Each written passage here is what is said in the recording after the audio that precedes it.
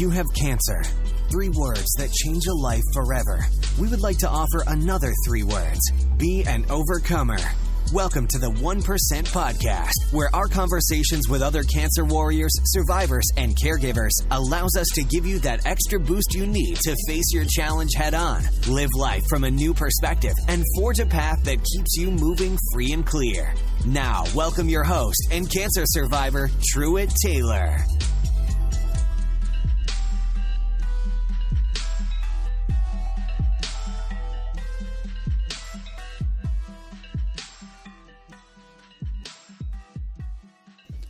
Welcome to today's episode of the 1% Podcast, the show where we interview young adults who are battling or surviving an unexpected cancer diagnosis.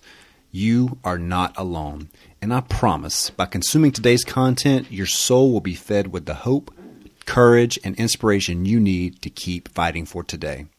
I'm excited to be on your journey with you today. If you haven't done so already, be sure to head over to 1%podcast.com to sign up for our email list to see the latest news and updates for all our guests on the show.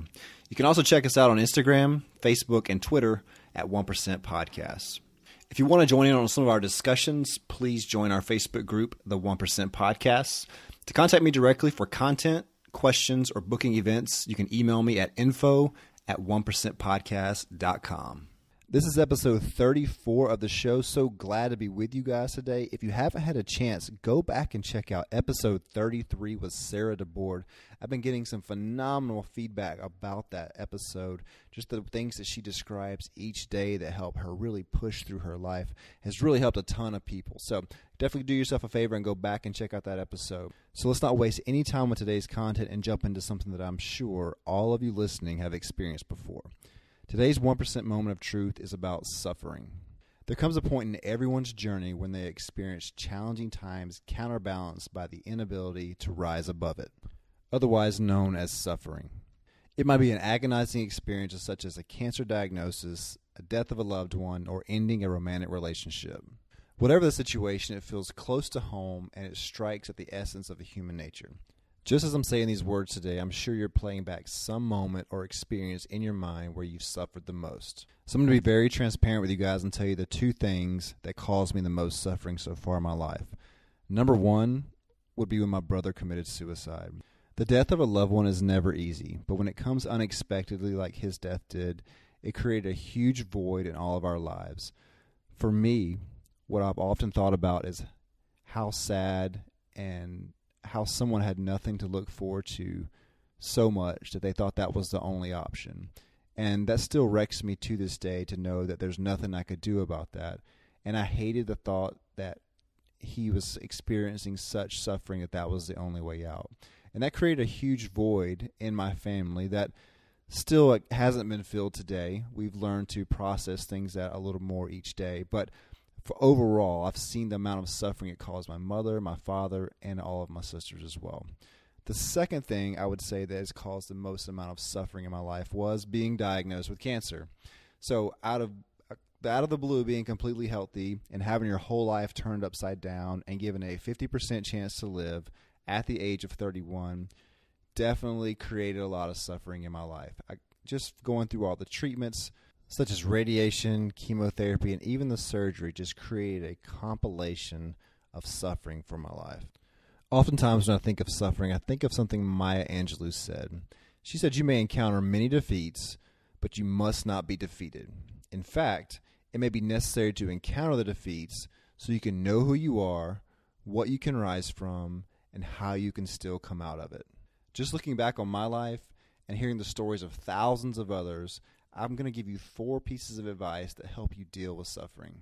Number 1, don't ask for an easier life. Ask to be given the resources to handle what life presents you. If you're like me, when I was at my lowest point, suffering the most, I would beg and plead for God to remove the suffering from my life. I'm sure many of you can relate to this as well. So as you're speaking to God already and you're asking Him to remove the pain and the suffering from your life, also ask Him to give you the resources you need to handle what's going on. This may be a financial blessing, emotional support, or just someone to take you back and forth to your doctor's appointments. So as you pray, ask for everything you need, believe it'll happen, and I promise you won't be disappointed. Number 2, Look at suffering as an experience inviting you to become a better you.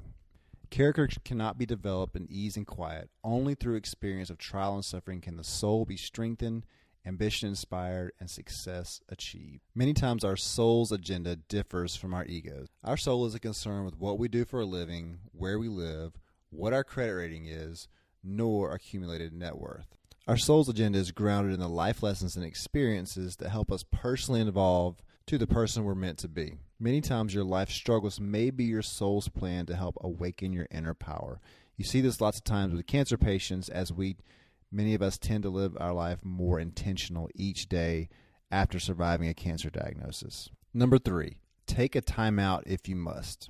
Dr. Elizabeth Kubler-Ross said the most beautiful people we have known are those who have known defeat, known suffering, known struggle, known loss, and have found their way out of those depths.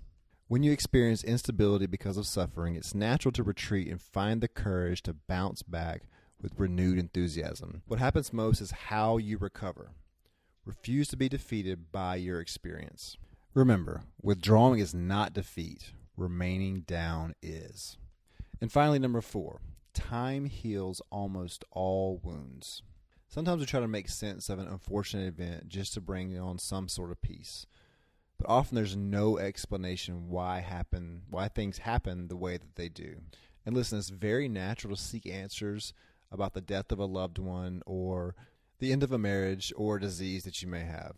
But I encourage you to be patient, because many times, over time, you'll see how those situations have led you to do greater things, and there's no way impossible that you could have done it without experiencing such a deep level of suffering. All right, that's it for today's 1% Moment of Truth. Let's talk about the very special guest that we have on the show today.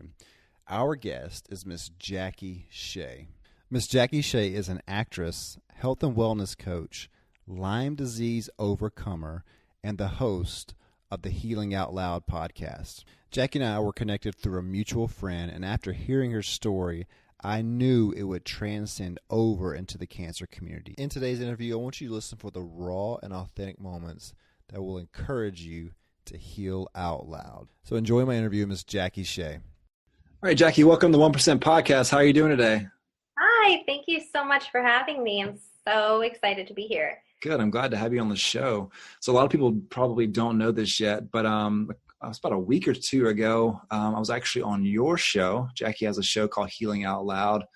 That's absolutely amazing. But Jackie, why don't you fill in the gaps and tell everybody a little bit about yourself and about your podcast and what you're doing on my show today? Oh, yeah, that's a loaded question. So I got bit by a tick and diagnosed with Lyme disease at 26 years old. I was dying by 27, 28, and by 29, almost 30, I was totally well. That road in between is a very long story. Yeah. But basically based on my experience and healing myself and being my own advocate, I am now a health and wellness coach and a host of the podcast Healing Out Loud. I also work with a cancer organization called Rhonda's Kiss that feels relevant to this podcast. Yeah. And before this whole experience, I was an actor and I still act, but it's no longer my main focus. But before this whole experience, my life before and after, they're drastically different. So my experience really took me to the path that was meant for me, that I feel most aligned with. So having your own podcast is a tremendous amount of work for everyone that doesn't know that. Mm-hmm. Why do you feel like it's important for you to be able to share your story and share other people's story so much on your show?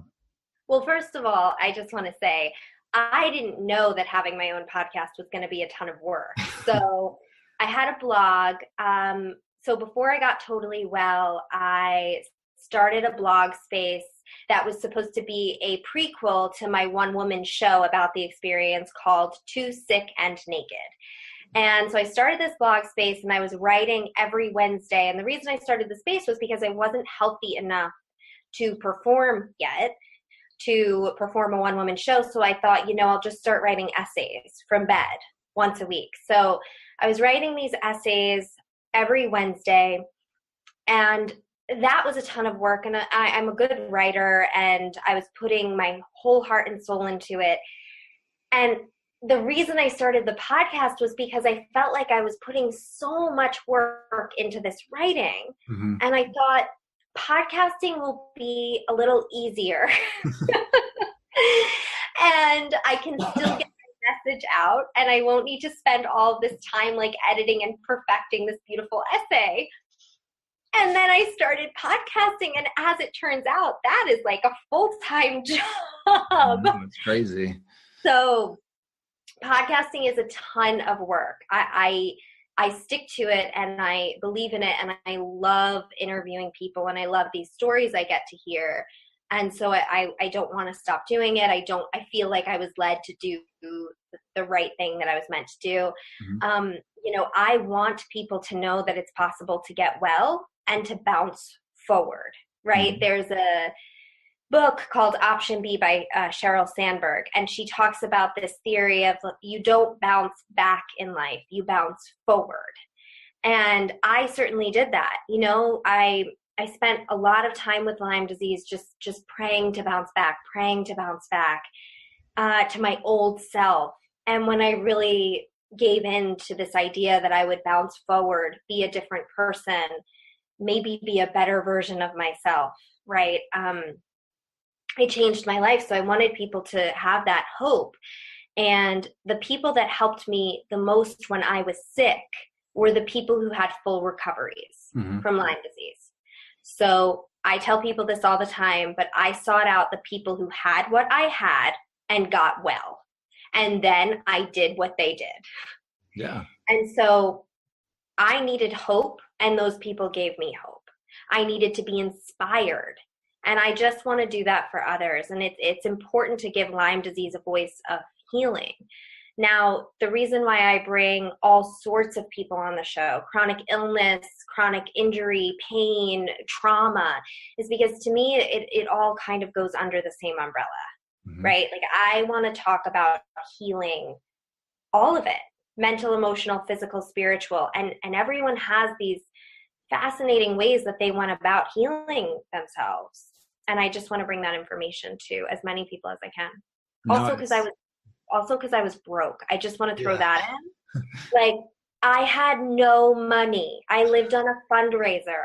And so I needed information. I couldn't pay a coach.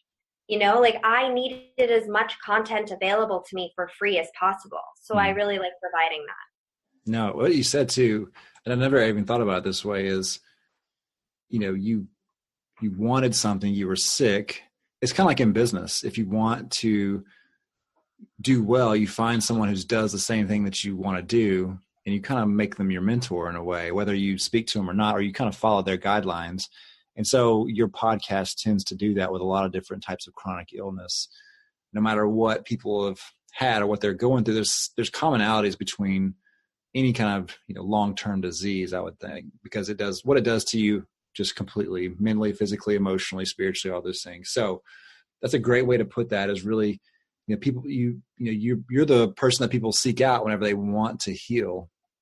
I just love the name Healing Out Loud as well too, because sometimes we suffer in silence, so as healing out loud is almost like the opposite of suffering in silence, which I think is amazing. So tell us a little bit about your life prior to Lyme disease, right? So I know you said your life was completely different. Everything was, you're just completely different than what it was whenever you were finished. So tell us a little bit about your life prior to that diagnosis. Yeah, it's such a good question, Truett. And I ask my guests the same question. It comes up on almost every episode, because I'm so drawn to the before and after, right? Because the shift is so drastic. It was more drastic for me than anything in life. I'm assuming parenthood is a drastic shift, right? But for me, the before illness and then after illness, it was such different experiences of life. the adjustment period is so challenging. Like, think about parents, right? They go through that phase where they're like, suddenly everything's different. And that happens to people with chronic illness, where suddenly everything's different, but there's no like little baby looking up at them. Right. They're like, oh, I'm so, but I wouldn't change a thing, right? Like, I love this kid. And it's like, no, we're just like, everything's different and it sucks. Yeah. So I was active, adventurous. I actually wouldn't have called myself a person like full of energy, because I felt like tired a lot. But then once I got sick and I realized what exhausted actually felt like, I was like, oh, I was full of energy. Yeah. I think I felt alive, and I didn't know that alive was a feeling until I got sick and didn't feel it. I got bit by a tick 3 days before my 26th birthday. This will just give you an idea of what my life was like. Bit by a tick before my 26th birthday on a photo shoot in the woods of Los Angeles. And then 3 days later on my 26th birthday, I didn't know I got bit by the tick, but I found the rashes and put it all together. Then 3 days later on my 26th birthday, I took myself to a trapeze class for the first time ever. I was an adrenaline junkie, right? Skydiving, trapeze. I did the rings in Santa Monica. I was really big into I was a junkie for like anything that just kept me moving. Mm-hmm. I didn't like to be still. So I took myself to trapeze class. I left trapeze. I took myself to lunch. I did something else that day. And then I went and karaoke'd with a group of friends all night long.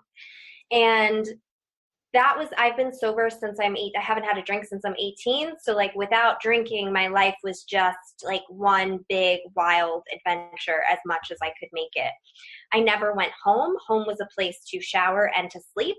I had a coffee in my hand from the minute I woke up till 6 o'clock at night.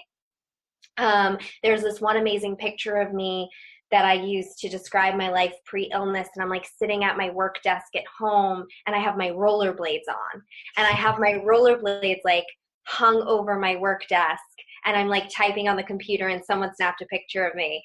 And like that was my life. I was not focused on one thing. It was always about the next thing. I had a lot of trauma, and the way I dealt with the PTSD was really adrenaline.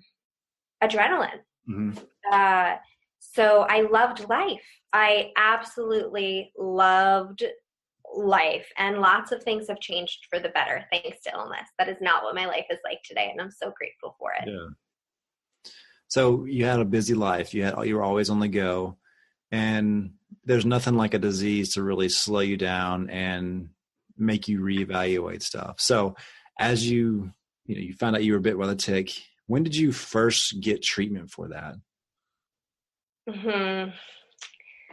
So I went to, Lyme disease is a little confusing, right? It's a lot different than cancer because it's not as straightforward. Mm-hmm. They have to like try to figure everything out before. You kind of have to figure everything out. The diagnosis process can be grueling. I am one of these very lucky people who got the rash all over my body. Mm-hmm. And I had these weird rashes, and I let them go on for 2 weeks because I didn't have insurance and I didn't want to spend money going to the doctor. And then they had gotten so bad and weren't going away that I finally went to urgent care on December 10th, I think. And that I had gotten bit on November 17th. So December 10th, I finally went to the doctor. And I had a blessing of an experience that this urgent care doctor happened to say, have you been in the woods lately? Mm-hmm. And I was like, yes. And he said Lyme disease. And, they were like, but not positive. We don't know for sure. They gave me a blood test. That is an unreliable blood test. I later learned out. It came back negative. But I knew once he said Lyme disease, I just knew that's what's going on. That's what it is. I got doxycycline from a dermatologist, and the doxycycline was the first thing in weeks to take away my rash. Yeah. Which is also a telltale sign. So the treatment of Lyme is so controversial, right? So I see this urgent care doctor, and he's like, if the test comes back negative, you don't have Lyme. But they gave me an unreliable test. So I went to this dermatologist, and I was like, what do you think? And she was like, yeah, it could totally be Lyme. Here's 10 days of doxycycline. That's all you need. You're good. And I was like, that's weird. I took the 10 days of doxycycline, did my research in the meantime, and as it turns out, 10 days of doxycycline absolutely 1,000% is not enough. Right. So I found a Lyme specialist in San Diego, which it was a horrifying experience because, look, all my life I thought doctors were great. Right? Like I had lived with doctors know better. You're sick, go to the doctor, they'll help you. If they give you antibiotics, you can trust them. Like I had this westernized idea of like, trust doctors. They help. They know better. And so I started calling all these doctors, and nobody would see me. You know, either they were wildly expensive, or they had a 3-week-long wait time, or they weren't taking new patients, or they weren't taking patients without insurance, or they didn't believe in Lyme disease. And I remember just breaking down in hysterical tears because I thought, why is this so hard? Like, I have Lyme disease. I have the rashes. Everywhere I look, it says that the sooner you treat, the better. Right. And these doctors aren't helping me. So finally, I got through to this naturopath in San Diego, and I drove down there right before Christmas, and she put me on a 3-month-long protocol of 3 different antibiotics to attack the different ways Lyme disease manifests in your body. And that was the beginning.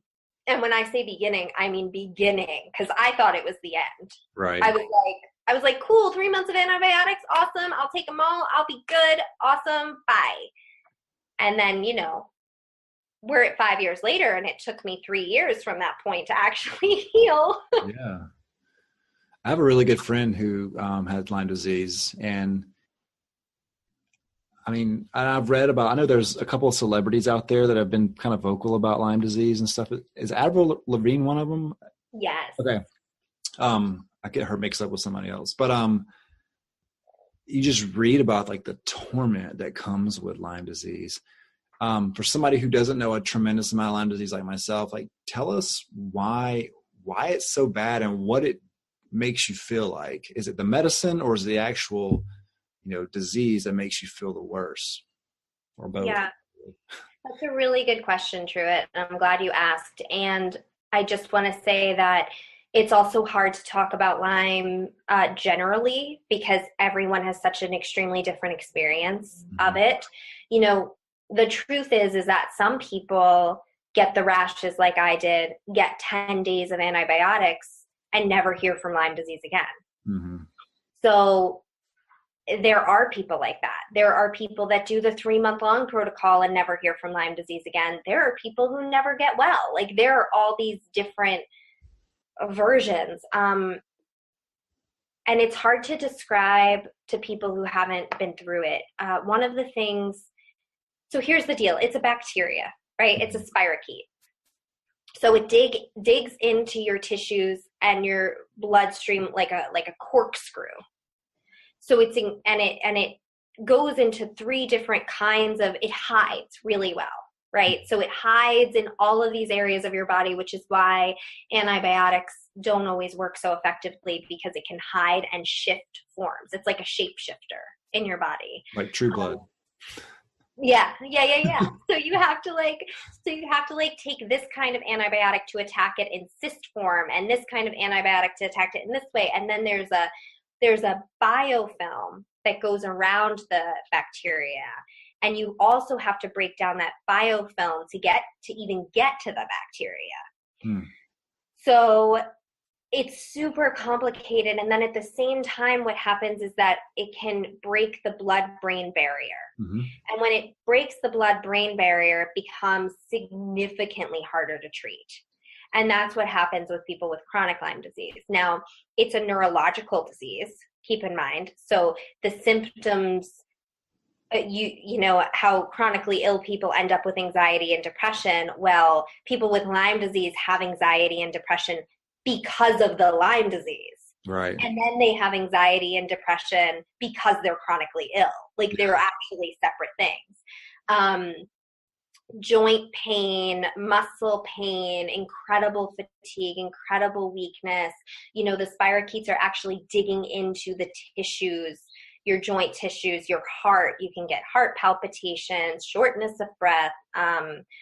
For me, and then there's a whole other layer that is co-infections of Lyme disease. So very rarely do people get bit by a tick and walk away with Lyme and not Babesia or Bartonella or Mycoplasma. There's, you know, or Ehrlichia. There's all these co-infections. Mm-hmm. So for me, my particular brand was Bartonella and Lyme disease. So I had more soreness in my body, more pain, foot soreness. I had sensory issues, so light sensitivity, sound sensitivity, smell sensitivity. My hair was falling out. I couldn't hold my weight. I was 95 pounds. I couldn't really walk. I couldn't hold my own head up because I was just too weak. I needed a wall behind me or on either side of me. I mean, and then the insomnia happens. Yeah. So the insomnia is this profound torture. And because you're so tired and you can't sleep or, mind you, rest because your anxiety is through the roof. So you can't get out of bed, you're not feeling restful, and you're definitely not sleeping. Yeah. Sounds familiar. Yeah, right. And then those things, like being a wellness coach, I get to talk to people with all sorts of illnesses, and on my podcast, it's like insomnia, anxiety, these things come with most chronic illnesses. So that was my version, and I describe my version as feeling like Satan was trapped inside my body. Yeah. That's how it is.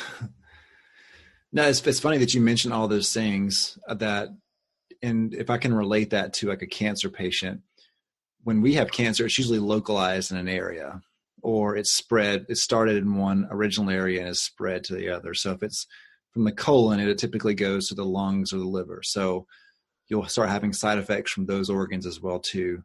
And some people go catch it early enough, get it cut out, and never have to take chemo or radiation or anything like that, and kind of they have not to say the easy way out, but they have less to deal with. Some people catch it later. Some people it reoccurs with and becomes a chronic illness over years and years of chemo. And I spoke to a lady recently who's been taking chemo every other week for 7 years. Wow. Yeah, it's crazy. And she's had over 150 chemo treatments. And, that's just a different way of living your life. And for those of us who, for me, it took a couple of years, I would say. And you said for you, it took several years as well too.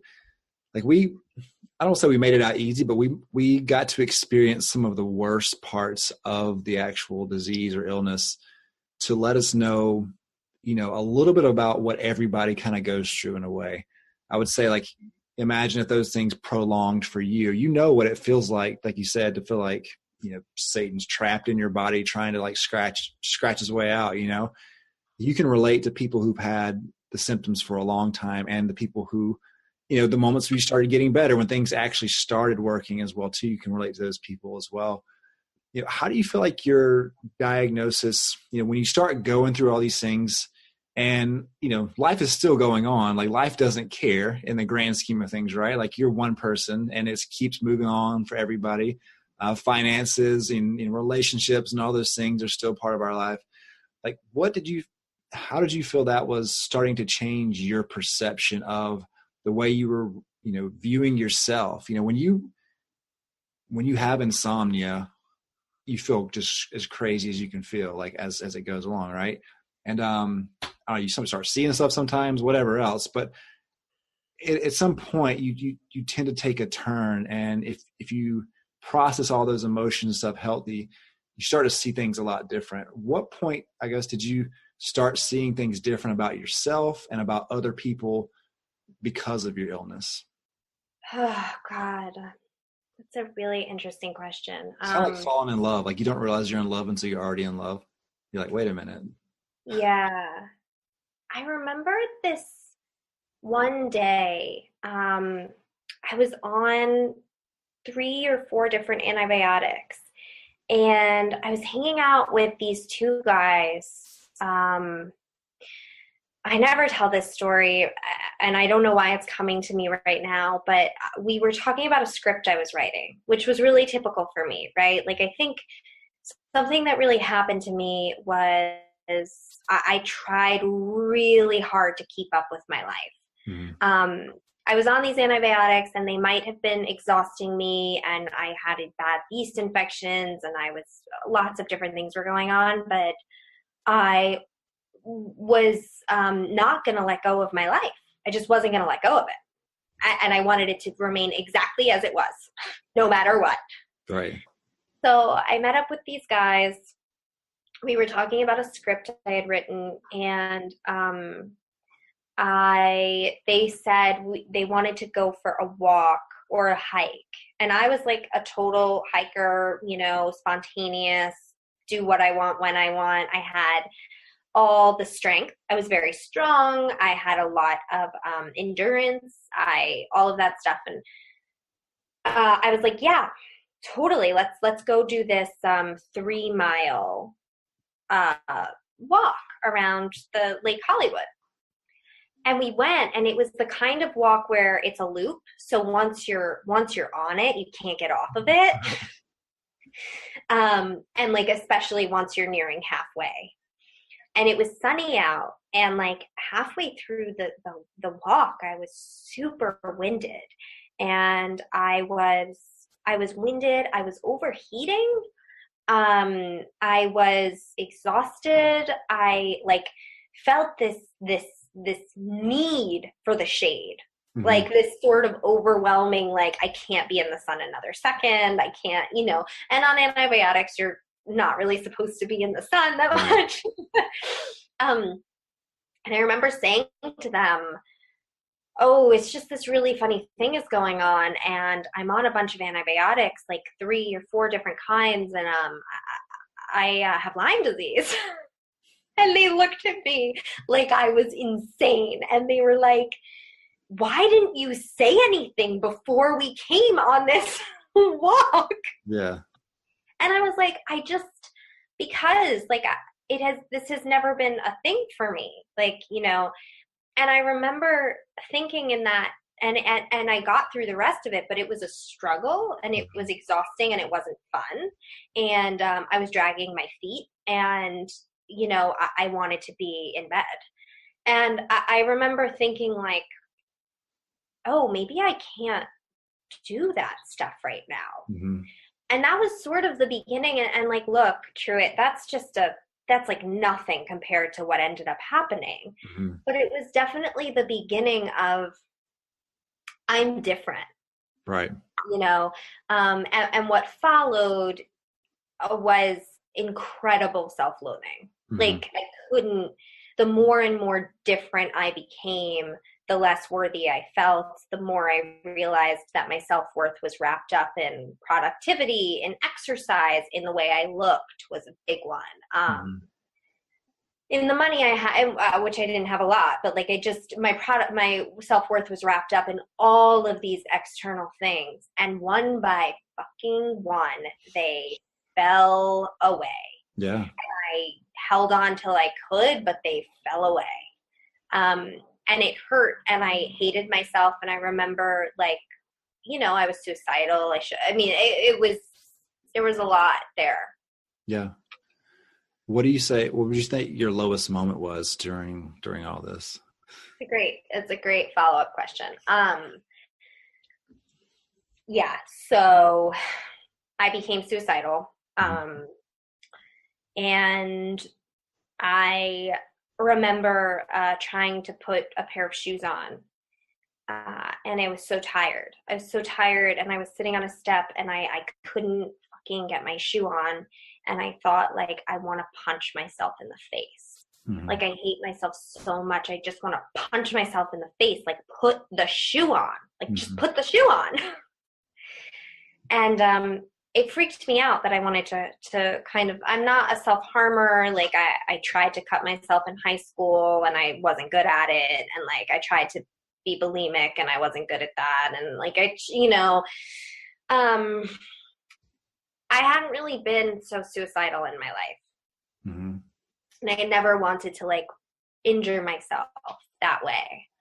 So it freaked me out. And then I was in the bath one night, and I wanted to drown myself, which apparently is not a possibility. Like, I've learned later that you can't, it's, like, really hard to drown yourself in the bath.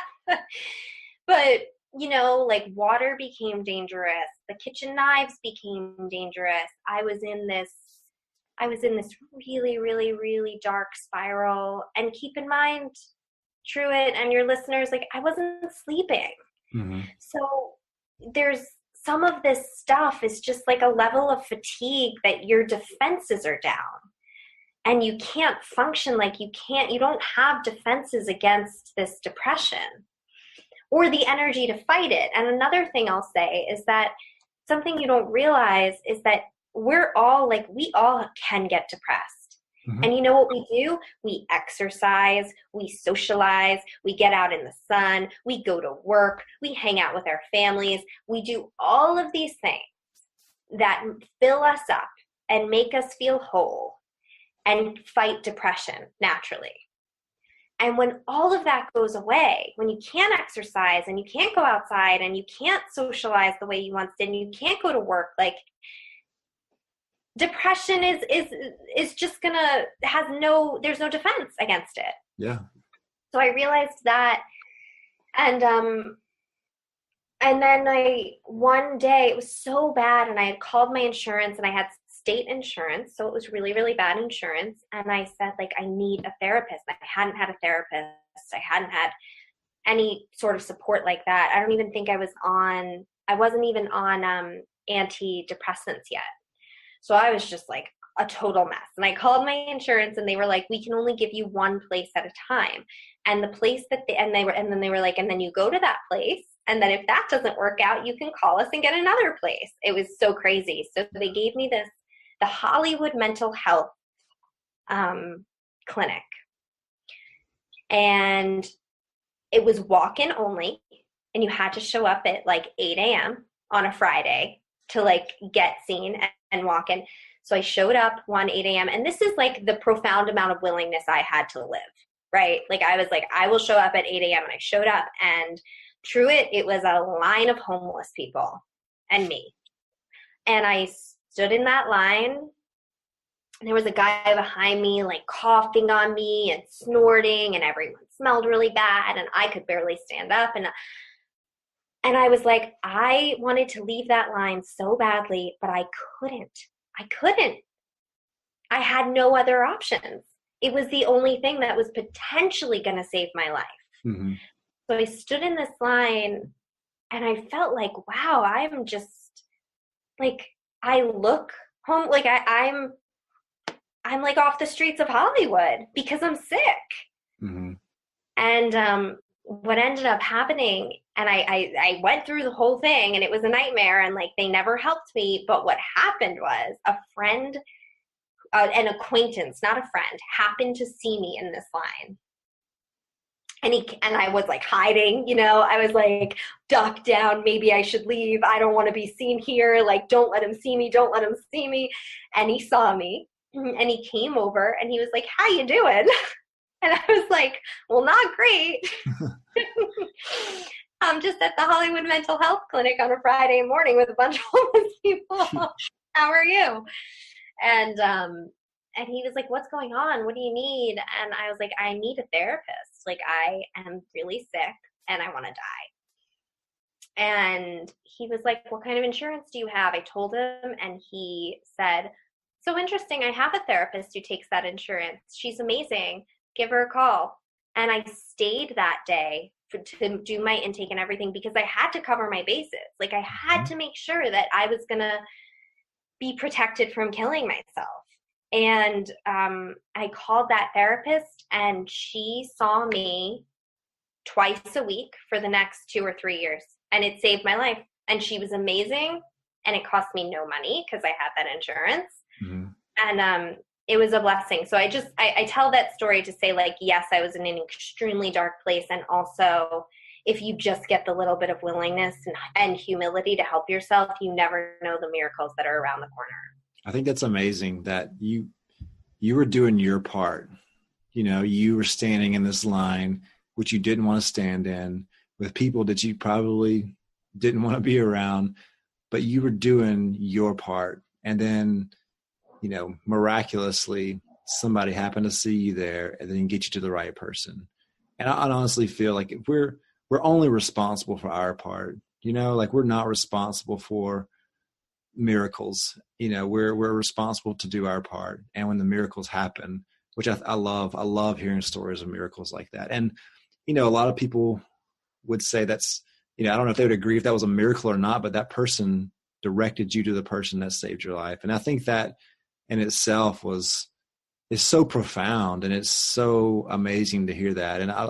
And for everybody listening right now, you know, if you're going through something and you know, you feel like you're called to do something that you don't really want to do, but you keep getting called to do that, take those first steps, because you never know what's going to be on the other side of that. Again, you're only responsible for what you can do. And I know that was several years ago, but I just applaud you for taking that step and really getting, you know, the type of counseling that you needed and stuff. When you, and I don't want to dig too much into this, but when you were thinking, like when you were having those suicidal thoughts, what was it that was eliminating all of your hope? Was it the thought of not getting better, or what was it? I think it was the fatigue, to be honest. Like, I did worry. I have to say, I did worry that I wasn't going to get better. Of course, I assume, or at least the people I know have that fear somewhere inside, right? But I will also say that some part of me knew I was going to get better. Like, some deep part of me was like, absolutely not. I will get better. No matter what it takes, I will get better. So I did have hope, but it was just, it hurts so much to be alive. Like, it just hurts so much to be alive. And I was exhausted. And so I think, I don't know that I ever got to a point where I was like, I'm gonna do this, because I don't know that I ever fully lost hope. Like, I think that I did have hope. You know what one of my biggest triggers was though? Doctors, like bad doctors. So I felt really, really abandoned by the medical community. So every day that I had to like call a doctor's office and they wouldn't pick up and wouldn't call me back, or I'd have to call 10 times before I got somebody on the phone. Every time, you know, my insurance rejected something that I needed. Every time the medication didn't come through that I needed. Every time something cost more money, like whatever, those things happened again and again and again. And those things wore down my spirit faster. Those are some of the things that made me feel like I just can't fight to get well anymore. Like, I'm too tired. Didn't have the energy to keep fighting, basically. Yeah. So what was it so as we talk about your bouncing forward now moment, right? Where you kind of go that direction, which I love that. What, at which moment did you, or what collection of moments did you start to see yourself starting to take that turn? And really, was it the counseling? Was it dealing with that? Because you still had the physical stuff to deal with, but the emotional, mental, spiritual side of everything that she was probably helping you with. But, you know, what is that moment where you took that hard right turn and started, I would say, getting better, maybe internally, emotionally, mentally, that really helped your physical start taking that same direction? Well, there are actually so many of those moments. Like, I think, especially with something as complicated as Lyme or anything like environmental toxicity, like these really complicated things, and probably with cancer too, you know, I'm sure, have you seen those diagrams of what you think healing will be like and what it's actually like? Like, Yeah. there's like an arrow that just goes up, and then Right. what healing is actually like is like a bunch of circles and like chaos, and then eventually you like get better. Yeah. So that was my experience. There were like a lot of right turns that gave me new clarity, and then I'd go back down, and then I'd come back up. But there was this, I took antibiotics for almost a year. So for like 10 months, I kept doing the antibiotic thing. And I wanted them to work, you know, like the way I clung to my quote unquote old life. I clung to antibiotics working because Truett, I didn't want to do the holistic healing thing. Like, I didn't want to learn about essential oils. I didn't want to learn about supplements. I didn't want to change my diet. I did not want to talk about my trauma. Like, can't the antibiotics just work? So I kept taking them and kept taking them. And then, you know, slowly, as they weren't working, I started to think about other ways.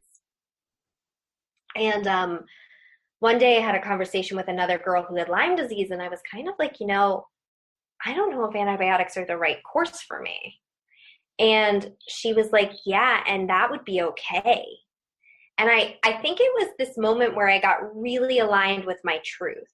And I went to take some antibiotics days following, and it was like every time I touched one and went to put one in my mouth, I would like gag, or my body would get super weak. Like, I would feel that I was rejecting antibiotics in all of these ways. And it kind of came down to this decision, like through the research I was doing and the people I was talking to, I'd realized that you could heal with antibiotics, but you could also heal totally naturally or with a combination. And what felt so true for me was to go holistic and to heal naturally. And it was one of the biggest lessons in healing for me, was to really follow my own truth, which was something I struggled with before I got sick. You know, like, I was a people pleaser, and following my own truth scared me the most. So when I put down the antibiotics and started doing these things off the beaten path and started focusing on my emotional, mental, spiritual, I really consider that the beginning of my healing. And it was a rough road. Like, I did 1,000 things after that. And all sorts of things, you know, therapy helped a ton. Talking to people who had Lyme disease previously and gotten well helped a ton. Reiki helped. Shamanic healing helped. Like, journaling, inner child work, self-compassion, reading books, listening to audiobooks. I mean, the things I did were countless, and it was like building blocks. But the initial step was, what's my truth? How do I want to heal? Forget what everybody else says. And then I left. Does that answer your question? Yeah, absolutely. Like, I feel like it might not answer your question. So you're starting to get better. You know, what did Jackie feel like once she started to get better? God, these questions, it's like, that's so complicated too. Because I just told a client this the other day, actually being super sick and bedbound is the easy part. Like, that was the easy part for me.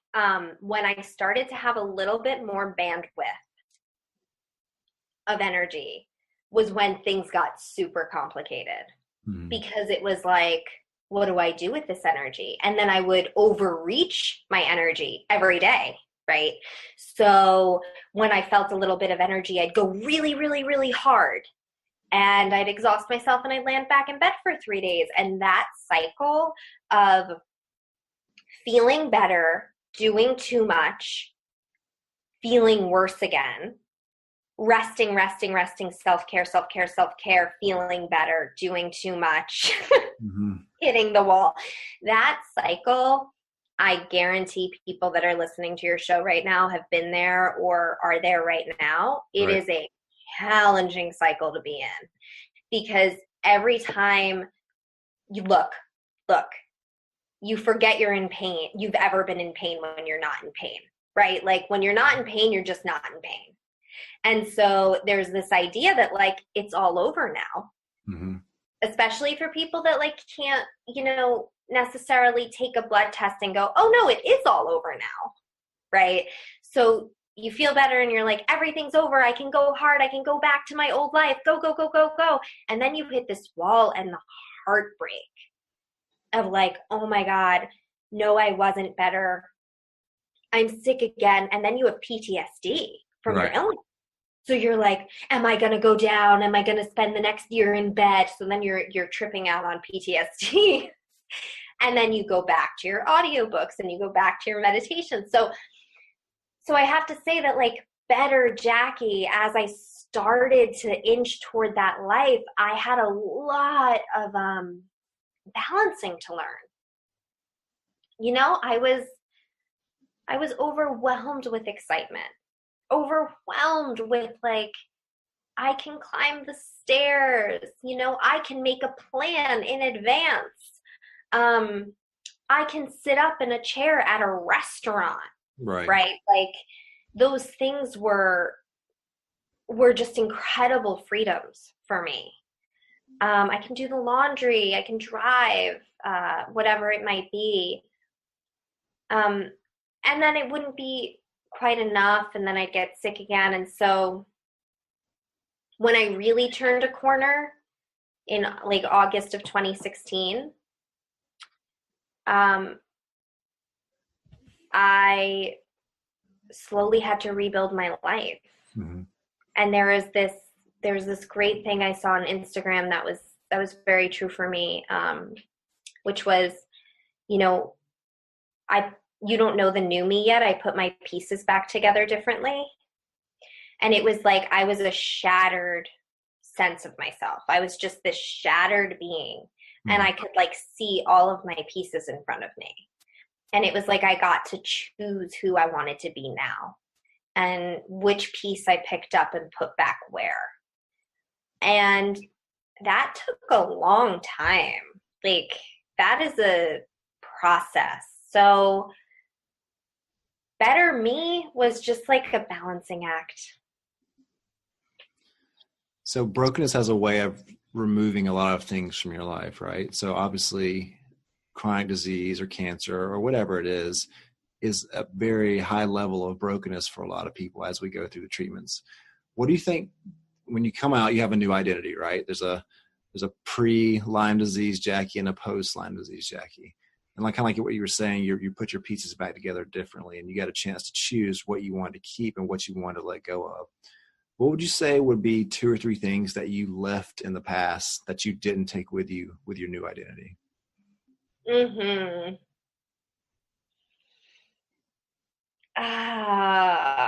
or 3. There are actually so many. One of the most tangible things I left behind was God, Truett. I'm like, what do I choose? One of the most tangible things I left behind was this sort of chaotic living space. So, I didn't throw things away and I wasn't organized and I felt very bohemian and like I was very attached to different titles in myself, like free-spirited, right?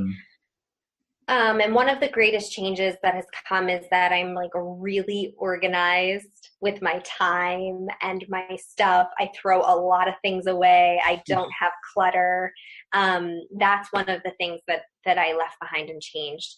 Another thing I would say I left behind is people pleasing, although I don't want anyone to hear that and think that I'm perfect at not people pleasing today, because I'm certainly not. But one of the ways my illness served me was that I learned how to say no to people and things.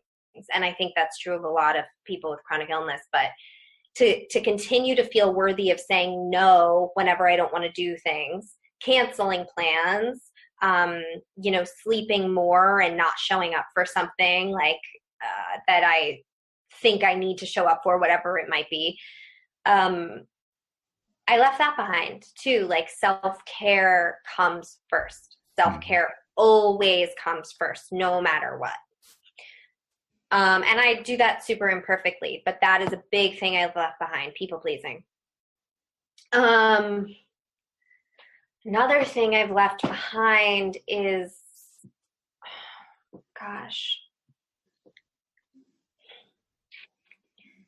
the need to distract and to be busy. This adrenaline junkie piece of me. Right. I was so afraid to let go of that because I was afraid I wouldn't be fun. And as it turns out, like I am super fun and I'm also present. Mm-hmm. And I'll just use this as a quick story about that. I had to stop going to trapeze when I got sick, and that was really upsetting for me. And just a couple of weeks ago, I got to go back 5 years later. Yeah. It has taken me 5 years to get well enough and strong enough to go back to trapeze. And I'm back where I left off. I'm really good and it's cool. But what's so funny, Truett, is I was so upset about not going to trapeze, and I just thought it was the best thing ever. And I don't anymore. So like I went yesterday and I was like, do I really want to spend a couple of hours at trapeze? And I realized that one of the reasons I don't love it the way I did then is because I don't need the same adrenaline rush. I don't need it. I don't need my days to be as full back to back. I actually need my days to not be back to back full. And I don't need to get the high of jumping off a board, 60 feet above whatever it is. Right. I don't need it. So that's a huge change for me. So in life, we treasure a lot of things, I think. And, whether it's experiences, it's honestly, it's how we feel when we experience certain things. I mean, if you've ever been in the wilderness before, trees are trees, right? You're just different locations, different types of things. Asphalt is asphalt. If you've seen Vegas, you've seen something, you've seen it all in a way. Like it's all the same material, but it's our emotions that are tied to certain events that really become treasures to us lots of times. And, I think when I think about life, when you think about like some of the things that you treasure in your life, whether it's your relationships with certain people because of the way they make you feel, or it's relationships with things that you've done or experiences you've had, it's hard to find treasure in the bad moments of life as well too. But as you look back through those moments, I think, hearing you talk about like your pain and like those lowest moments where you were starting to lose hope and you were having these thoughts that, aren't healthy by any means whatsoever. Like you're starting to have all those things. When you look back at your life, and the bad moments, I think one thing that we can all treasure, all of us who have went through some sort of disease or illness, is we were sustained through those times. And it's not, there's no way to possibly think of that while you're at your lowest moment, when you can't sleep and you're just fighting. Like for me, like if I just made it upstairs, I knew that was it for me. I couldn't come back down if I was hungry or not. I was already up the stairs and I had no energy to do anything else the rest of the evening. But when I look back on things, and now that you're removed from the situation for the most part, like when you think about like the events and like you do you ever get like an overwhelming sense of like thankfulness that you might have not known at the time, but you had what you needed, like in a weird way without you, I guess, adding it to yourself, whether it's those miraculous moments that you have, but like when you look back on everything, are you thankful that the disease really changed your life for now? And I know that's a super loaded question. And then on my show, I ask people all the time, like, what's the best thing cancers did for you? Which is like crazy to think, right? But it's kind of the same question for you. Like, what do you feel like this has done for you in the best possible way for your life moving forward? Yeah, I could cry. I mean, it's a really, I know that a lot of people think it's a crazy question, and I don't, because it has changed my life so much for the better. I was sitting in a makeup chair doing a commercial, and I was very sick, and this girl, the makeup artist, knew that I was sick because she could tell from my skin. And this actor sitting next to me, I had said, I have Lyme disease and it's completely changed my life. And this girl sitting next to me said, "You mean for the better?" And I thought it was insane. Right. Because I was still really sick. But then I paused and I thought, oh, that's an option. Like, what if that's an option, that this changes my life for the better, and that it already is changing my life for the better? And like, I know that sick people that are really in it, can't possibly believe that ever being an outcome. And I wouldn't have, like you said so beautifully, like, it's a crazy thing to say to somebody who's like stuck in bed on New Year's Eve or whatever on their birthday. Like, it's a crazy thing to suggest. And at the same time, sitting here today, I can say, like, I wouldn't have traded it. I've grown too much as a person. I've learned too much. I really like who I am today. Like, that was not the case 5 years ago. I know so much about self-love, about self-worth. And the truth is that now I have all of these tools to get through a lot of what life might hand me. Yeah. Right? Like, I don't want to say anything, but a lot of what life might hand me. I have these tools. Now, through it, I hope to God I never have to get that sick again. Exactly. No. I learned my lesson. That's why I always tell everybody, I learned my lesson. We're good. So I don't want to get sick again. I don't want to go through it again. But on this other side, I can say, like, my life is almost completely better for it. Yeah. I love deeply. I don't think I knew what love was 5 years ago. Like, I think I had a really warped idea of what love was. I think if you can't love yourself, like, really deep, there's no way you can love somebody else that way, because you just don't know what to look for and don't know how to dig into that deep, dark box. And we all have, I think, again, a majority of our life is kind of dictated by the way we grew up, good and bad. I even tell my parents this, is like, you guys taught me some great things to do and some great things not to do. And either way I learned, and that's the way I look at my relationship with them. But wait, true. Can I say one thing? Yeah, that you just made me think when you said that. One of the things I've left behind is judgment. Like, I was so judgmental of myself and everyone around me. And post-illness, it's like 85% of the time I am just a sea of compassion. Like, I got compassion for all the human experiences these days. Isn't that great? Like, isn't that such a great way to view life? So I have almost two final questions for you, right? So, as you progress and as your life's completely different now, when you think about your life moving forward, and I feel like, and you're doing something great with your life right now and the great experiences, but you have a responsibility now, since you've had this disease and you've had all these experiences. How do you feel about, and this is something that I would say I enjoy, but I also struggle with as well too, because, whether it's a divorce, whether it's a suicide or an illness or all those things that I've experienced in my life, I feel like I have a responsibility to all those people, because we have a connection now.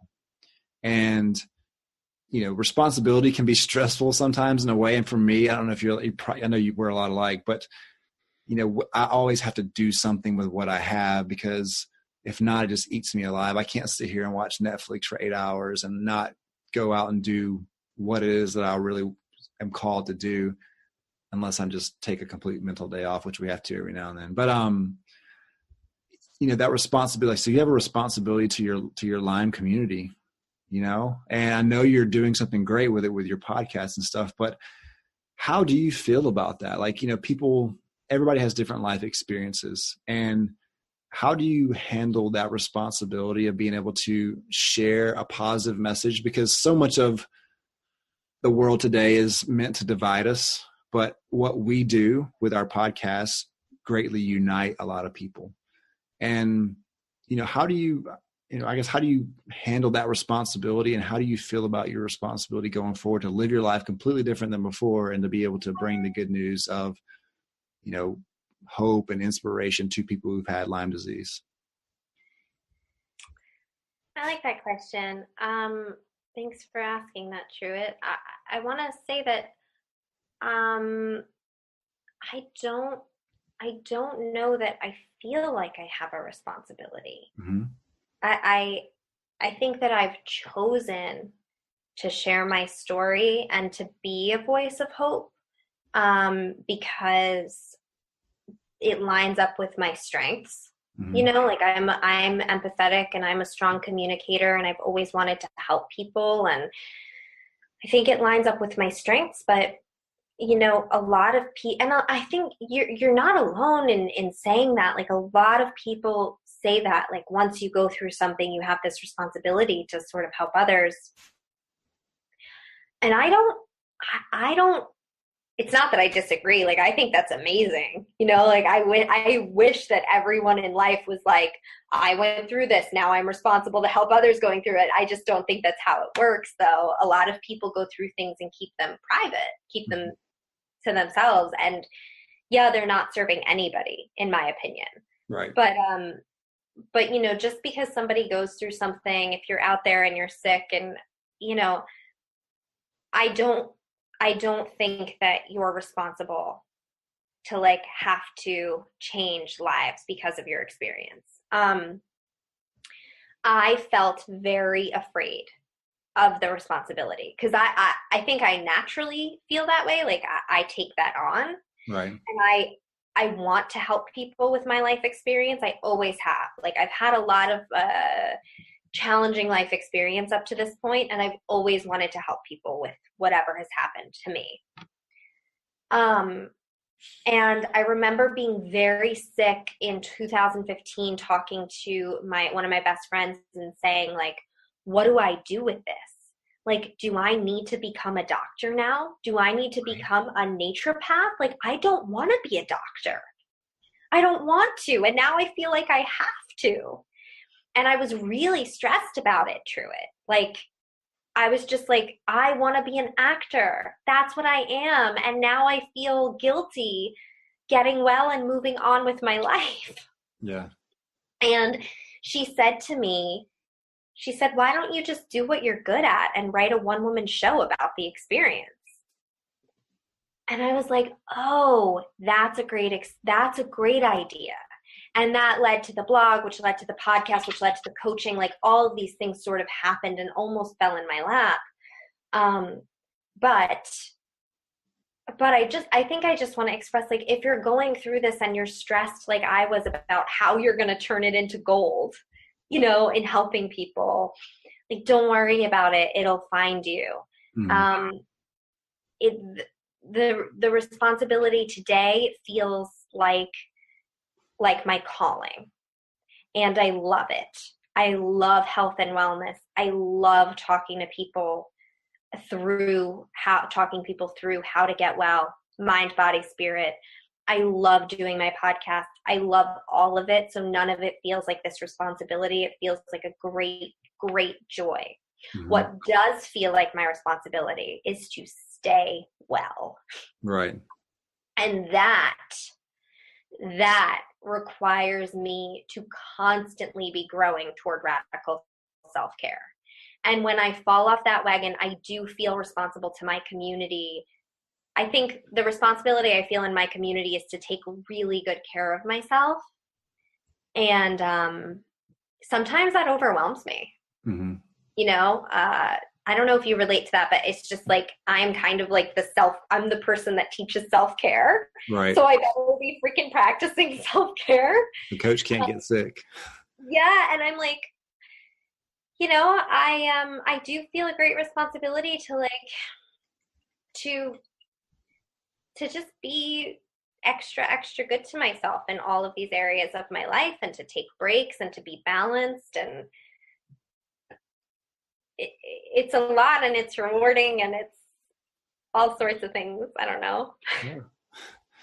So if you could give a young adult listening right now who maybe is battling, let's say battling cancer, because that's probably the most people who listen to the show, either battling or surviving. And I take that and I add surviving to the mix as well too, because surviving means getting past all of the side effects that maybe stay with you, or, you know, the emotional part for me is what took the longest. Like I felt a lot better physically faster than I did emotionally.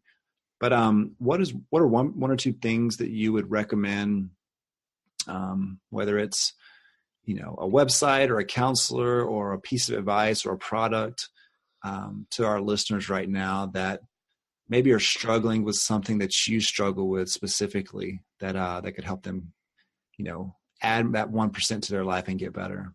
Yeah. Yeah, I love that question. First of all, it is, as you know, I know you know this, it's an individual circumstance, right? Everyone is different, and everyone needs different resources and different kind of help.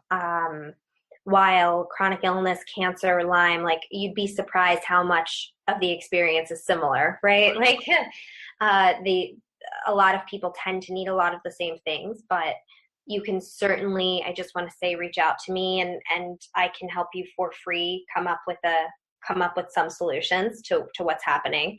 But a couple of my main suggestions, I think I can't really recommend like a website or a book or anything, because it really just depends on what a person is experiencing, what I would recommend. But I can say, you know, pay attention to your mind, body, spirit now. Like, don't ignore your emotional, mental, or spiritual health. It all goes together. And when you treat your emotional health, you are treating your physical health. That's number one.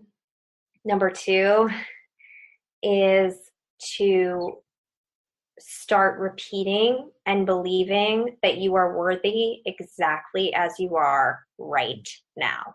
No matter what is going on, no matter if you're stuck in bed, no matter if you're puking your brains out as you're listening to this, like no matter what is going on, you are worthy exactly as you are. You are loved exactly as you are. You do not need to be or do or think or feel anything differently. And if you can kind of like believe that and say it over and over and over again every day, it will deeply support any sort of recovery. I love that. That goes right along with, you know, the survivor's guilt thing as well too. A lot of people don't feel like they're worthy to be the one that got well over the other people who did. So I'm really glad you brought that up, because I've been getting that a lot lately from survivors that I talk to. They always have, you know, that moment where you wonder why it was me that survived over someone else. And there's no way to explain that. But the very fact that you said you're worthy and you're loved right where you are right now is so important. And it's such a great reminder, because that's really easy to forget when you get in your own head and you're trying to figure things out and just trying to make sense of everything, which there's no possible way to make sense of everything that happens. So I love that. So how can our listeners connect with you? I know you've got so many different resources and outlets out there and stuff. And I'm going to tag them all in the show notes for our podcast here. But why don't you tell everyone the best way to, you know, check out your blog, all your social media handles, and even if and talk a little bit about your coaching as well too, because I know it's really great. Oh, thanks. Yes, so the best way to find out pretty much whatever you need to find out about me is to go to JackieShea.com, JackieShea.com. And from there, you can link to my Instagram. You can contact me. You can get a free downloadable self-care checklist and sign up for my newsletter, which has a ton of useful information in it. You can see my podcast from there. If you just want to check out the podcast, it's on iTunes, Google Play, Stitcher, somewhere else. It's another one of those big platforms, Blueberry. It should be on Spotify too, actually, and it's called Healing Out Loud with Jackie Shea. My Instagram is Shea Jackie, and I also try to load that with pretty consistent, mind, body, spirit, health, and wellness content. I really try to make as much, I try to give you guys as much free information as possible. Yeah. And, if someone wants to go a little bit deeper and book an appointment with for a coaching appointment, tell them how they would do that. Yeah. So you can email me, contact me through my website. There's a contact form on there. You can also email me at JackieShea.com. And all you have to say is here's what's going on. Just give me a tiny bit of information and we will go from there. No need to, we will have a bunch of conversations to follow. Yeah. Well, Jackie, I think you're just a beautiful soul inside and out. Your story is amazing. I'm so glad that, not only are you well, but you're helping so many other people get well every day. And I know the coaching sessions have got to be amazing with you. I've actually downloaded your little checklist myself. I'm in love with your website. I wish I could steal everything off your website. I'm just kidding. But no, your website is great. Yeah, and it's really inspiring and it's fun. Your website's fun to navigate through, which I don't know if that makes any sense, but it's interesting to see all the different posts that you make, the outlets that you have, your stories, all those things. You have great content, so you could spend hours on Jackie's site, and then if you wanted to book an appointment with her, I'm sure she'd love to have a great conversation with you as well too. So you won't pay for anything for a while, just so you know. I just want to put that out there. Thank you for saying that, Truett. Yeah, I really want people to feel, and I'm sure you're the same, healing and illness and all these things, it doesn't have to be as scary as our society kind of makes it out to be. Maybe we can have just a little bit of fun on the way. Maybe. Yeah. Well, Jackie, I appreciate you being on the show this evening, and I will be in touch with you really soon, okay? Thanks, Truett. Thank you so much for everything you do. I think that you are just incredible and saving people, and your heart's so big and kind, and I deeply appreciate your existence on this planet. So thank you. Thank you. We appreciate you spending time with us on today's episode and encourage you to continue the conversation to help you keep pushing forward. For more resources based on today's episode, as well as ways to recommend a guest and connect to Truett personally, head over to 1%podcast.com. Be sure to join us next time for more stories of inspiration right here with Truett Taylor on the 1% Podcast.